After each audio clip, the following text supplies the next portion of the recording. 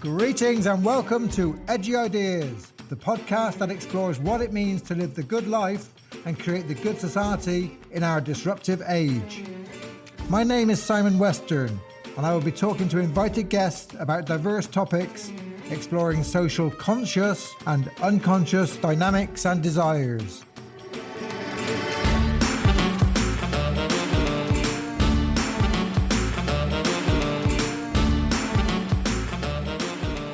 Caroline Bainbridge is Emeritus Professor of Psychoanalysis and Culture. She taught degrees of Media, Culture and Identity.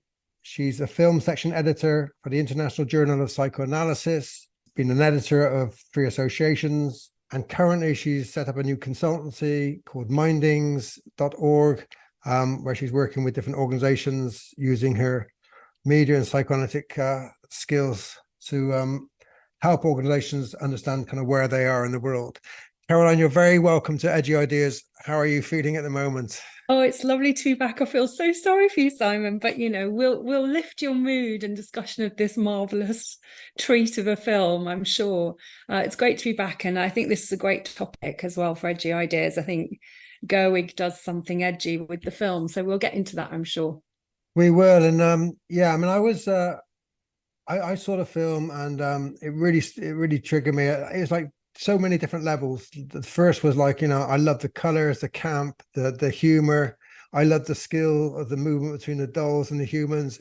There's so much brilliance in it, and humor. At another level, I thought, am I being rolled over by the corporate world here? Like, that Mattel was kind of rehabilitating itself, and sort of the Barbie I grew up with, which the feminists kind of hated, is now sort of the wonderful new Barbie. And then the third part of it left me. I was sat with my son and my daughter, and I left me thinking, I wonder what my son makes of this, because for me there was such a negative image of men in it, and I know you differ in your views on that, but so tell me kind of your kind of reactions to the film. And I know you've seen it 4 times, so you've got a head start. I've done my homework, but actually I can't. I just find myself in the shower constantly singing I'm Just Ken, and I'm wondering what that's about, because clearly I'm not in any way Ken. But I think I loved the film. I absolutely loved it, and even I said to you just before we started the meeting that I watched it again the other night in preparation for this, thinking, it might be a bit of a slog, but actually it pulls you in. It still pulls you in. It's kind of not surprising to me. I think it's the highest grossing film globally of the year. It's pulled in 1.4 billion already. It's up there in the top 10, or on the edge of the top 10 of highest box office films ever, and certainly the highest grossing box office film made by a woman. So for me, it's kind of very enjoyable, as you say. It's very funny. What I enjoyed the most, I think, was it didn't hold back in its definitions and its inclusion of complicated ideas. And you could see complicated kids in the audience getting the complicated ideas. And what I think is quietly radical. It's very, very radical to see a mainstream movie that's aiming at this box office success, taking patriarchy as a given. I think that's really, really radical. It's really refreshing. The whole history of my engagement with cinema, I don't think I've ever seen that so upfront. There's no question about it. Patriarchy exists and is the problem. So for me, that's quite radical, and it's kind of, I think it's where the energy comes from for me around it. Yeah, no, I agree. I was like, start my Substack essay. I say that, she nailed patriarchy, and like, this is kind of for real, and it's the heart of this, and it continued throughout. My questions were about how the attempt to kind of address patriarchy feeds into this kind of vicious culture war, in particularly in the States, and around gender, where the right populists really kind of love to kind of amplify that binary, amplify the kind of the gender war, and the portrayal of men in it. I was left thinking, is this where does this lead? Where does this kind of help, or does it not kind of help? Does it feed that culture war? Are we getting too much pleasure in this kind of binary difference, or is it kind of asking the right questions? I think I come at it from another angle, really, which is, first of all, I think the film begs for psychoanalysis. It absolutely begs for a psychoanalytic reading. It's, whichever part of psychoanalysis you come from, Freudian, post-Freudian, it's about death, desire, sexual difference. If you come at it from object relations, it's about dolls and play and the roots from play into adulthood and creativity. So you know that my kind of preference is like the Winnicottian and the Kleinian kind of angle in. So I think there's something quite interesting going on about development and adolescence in the film. And I think, you know, Barbie and Ken are, you know, these kind of, in a way, a kind of adolescent couple. They're kind of, you know, this kind of smooth-skinned, kind of very slender without trying, kind of very trendy kind of clothing and costumes and stuff. And I think it's more the case with Ken. I think the film does something very, very interesting around Ken. So on the one hand, he looks like he's swallowed the red pill, doesn't it? It looks like, you know, he's gone full on red pill patriarchy. You know, Kendom is like a very clunky kind of metaphor for the manosphere in some kind of way. You know, we see this all over the place, don't we? We've got all of the news kind of currently kind of full of examples, whether it's Russell Brand, whether it's Andrew Tate, whether it's, you know, Musk and Zuckerberg threatening to have a cage fight over social media dominance and just the posturing around what constitutes masculinity. It's toxic masculinity everywhere in the mediated world and environment, I think. And so I don't think it's as simple as, the film is a satire for me. The film is an absolute satire. And I don't think it's as simple as this is an unthinking representation of, you know, it's not just a casual switcheroo of let's just do to the male character what films have historically done to the women. There's something a little bit more than that. So, and I also don't think it's as simple as Ken is supposed to be like, you know, a pickup artist or an alpha Chad, to use the language of incel culture. There's something about the shift that he makes from being friend zoned by Barbie, being alphaed by the other Kens, into a kind of question where he says, you know, what am I without you? It's always Barbie and Ken. It's always Barbie and Ken. It's always Alan and Ken. It's almost like there's a kind of move into not and, but only. And that for me made me start thinking about maturity processes and how Ken kind of almost moves through this kind of very troublesome kind of adolescent discovery of the patriarchy. This is what men are for, and it's all about the horses and power and that kind of, you know, the idea that horses are men extenders. It's a brilliant gag in the film, but his disappointment later on that he thought it was more about horses. And the clue for me, I suppose, around all of that in terms of the journey that Ken's on is that late in the movie, you know, towards the end when he's crying on the bed and Barbie comes up and they have this conversation about, mate, you just need to kind of figure out who you are without me. You're not, it's Barbie and it's Ken rather than it's Barbie and Ken. He does something to Barbie. He kind of brings something in and he makes her understand empathy, I think. So he invites, you know, at the beginning of the film where it's just girls' night and he wants to stay and she says, you can go now, I don't want you here. And he's hurt and that feeling is just not seen by Barbie. And at the end, he kind of reflects on the fact that he's done that to her. He's told her to go away and she sees it and says, yes. And he says, it doesn't feel good, does it? And I think there's something about a shift into empathy that allows him to kind of actually have played with these ideas and to relinquish it and think that there are choices. I think that for me that's quite refreshing in contemporary popular culture. Yeah, I mean, another view on that was, I mean, I could see the kind of the individuation piece, like, you know, the maturity of going through the individuation. But I also, you know, for me, the end of the film was also kind of like a bit American dream-ish. It's sort of, you know, you can be yourself, be whatever you want, you know, follow your desire, create your own happiness, and it was that familiar kind of ending. And I'm thinking, you know, it's like, so you can step out of patriarchy that easily, and then you just be what you want in today's America. Well, actually, in today's America, if you're a man or you're a woman, it's pretty tough. Or in the West, you know, or wherever. Like we have Shahzad from Iran with us today, like, you know, and talking about patriarchy, you know. So it's like it's so that kind of that American ending was kind of it left me, you know, pondering what does an audience who don't have critical thinking go away with? You know, what do they go back? What do they leave with? I mean, certainly they leave with an idea of patriarchy they hadn't had before, or awakening, which is, you know, really good.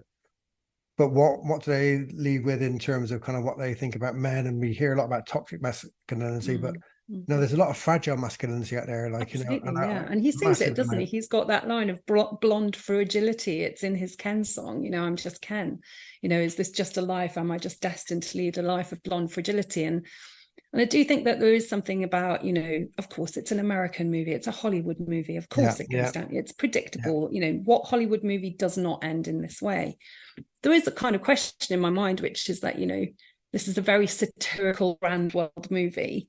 There are loads of brand world movies around and about, but we don't seem to question, you know, the abject kind of impulse to buy all the Marvel figures or the DC cars or whatever it might be. And there's something about this being a particularly feminist brand world movie that I think, you know, it therefore gets stuff attached to it. Well, you know, it's selling out, it's still neoliberal, it's still brand world, it's all of this. There's a kind of interesting kind of impulse to attach the responsibility to that to a feminist film when it doesn't get attached to the million Batmans or the, you know, I have to disagree. I mean,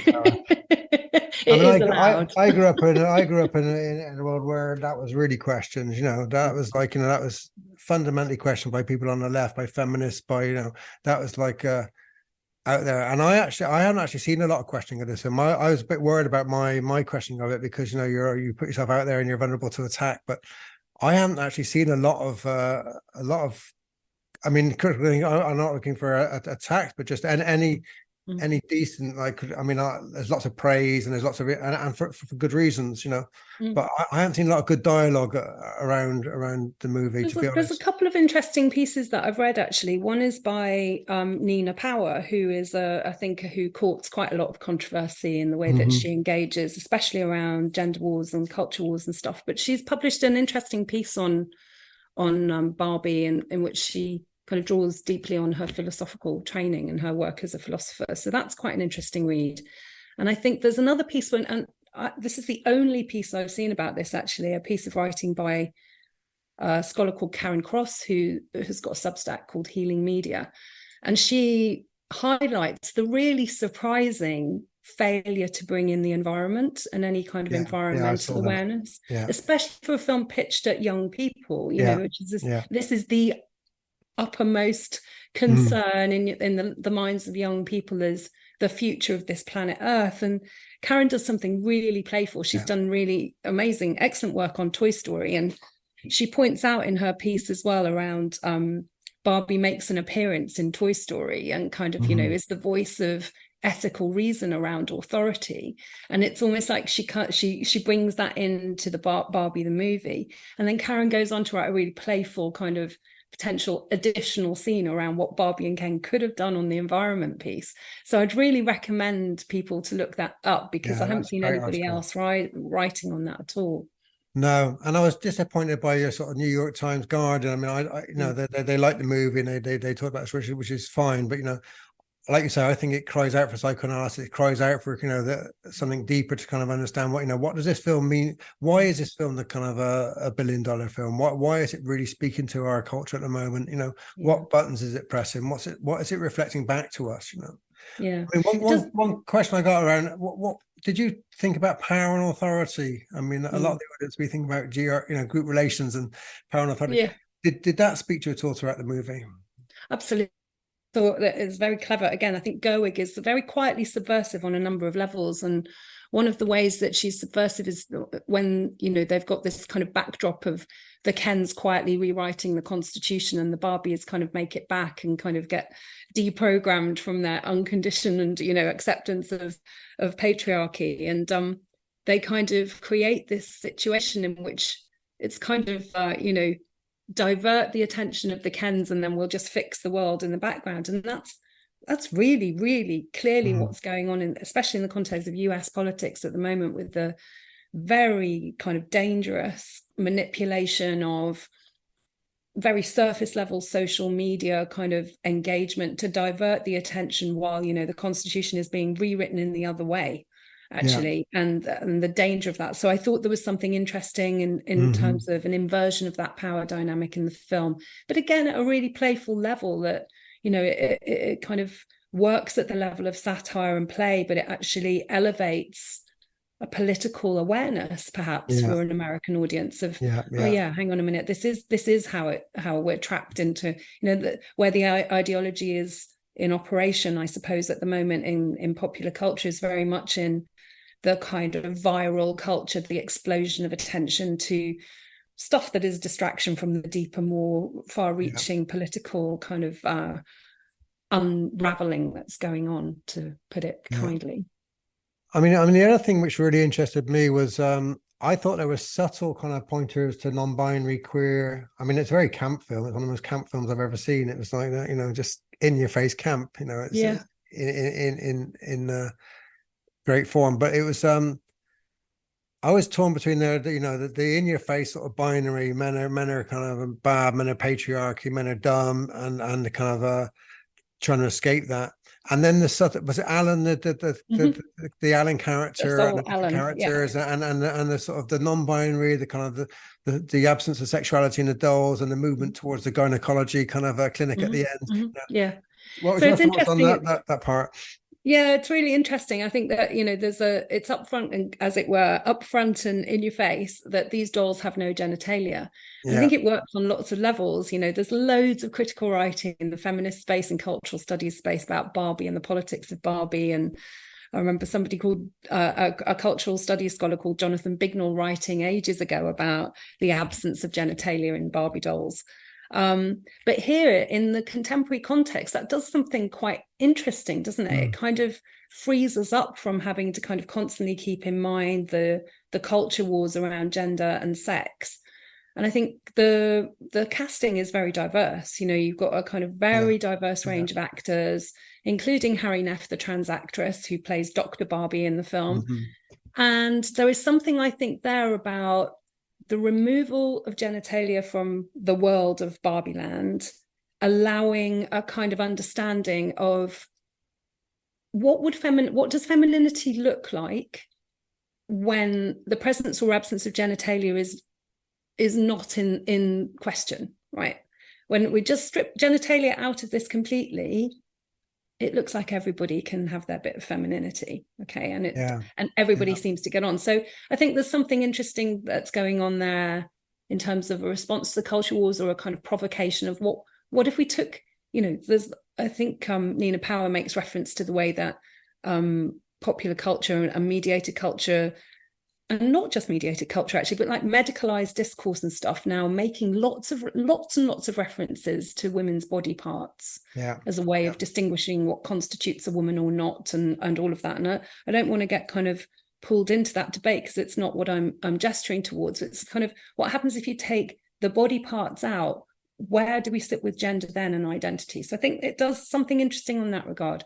And I think with Alan, I'll just say something about Alan. It's kind of, he's the only one without a super buff body, isn't he? He's just like, and he's constantly, on the one hand, he's like, oh, Ken, you know, I just want, you know, it's like Barbie's relationship to Ken is also Ken's relationship to Alan. Like, Ken can't see Alan kind of caring in the background, but Alan is also on the side of Barbie and occupies this kind of in-between space, I think. And there's quite a lot of coverage, if you look around non-binary people identifying with Alan as their piece in the movie, and opening that space to be neither one thing nor the other, but to actually be involved and to be entangled with the dynamic of power. And I think Alan becomes quite a kind of interesting character, you know, and all the Kens are building that wall, and he's like, we're in trouble when they realize they need to build a cross.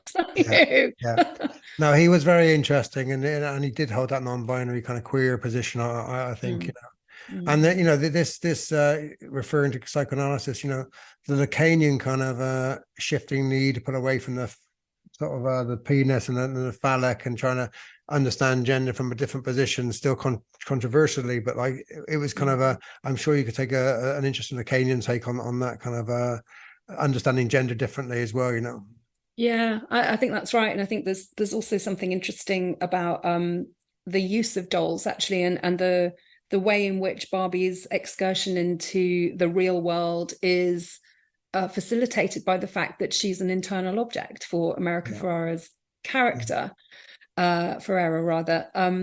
So we see America Ferrera, don't we, that she's kind of returned to this internal object of the mind, her doll play from when she was a child, as a way of navigating this depression and stress, the anxiety of, being a middle-aged woman whose daughter doesn't, want you to touch her or anything else, doesn't want a hug, doesn't want to play. And there's something really interesting to me about two things. One is the way that the doll play allows Barbie's developmental structure. So she stereotypical Barbie realizes that without pain, there is no real kind of contact with emotion. Without pain, then there is no real contact with what it is to be human, and therefore with an idea of mortality and death. And she is also played with too hard, that she's thoughts of death Barbie and kind of crippling shame Barbie. And the kind of idea that these things can be said out loud and be brought into visibility and brought into recognition has an impact on the actual mother-daughter relationship when America Ferrera and her daughter come into Barbie Land. Their relationship gets renegotiated.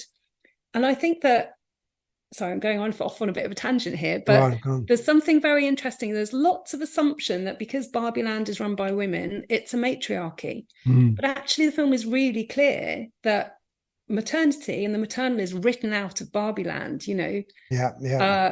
pregnant Barbie Midge is discontinued. We're constantly told that these pregnant or maternal dolls are discontinued, partly because they're creepy, right? But they're discontinued. So it's almost like this is a space of non-maternal woman-to-woman sociality.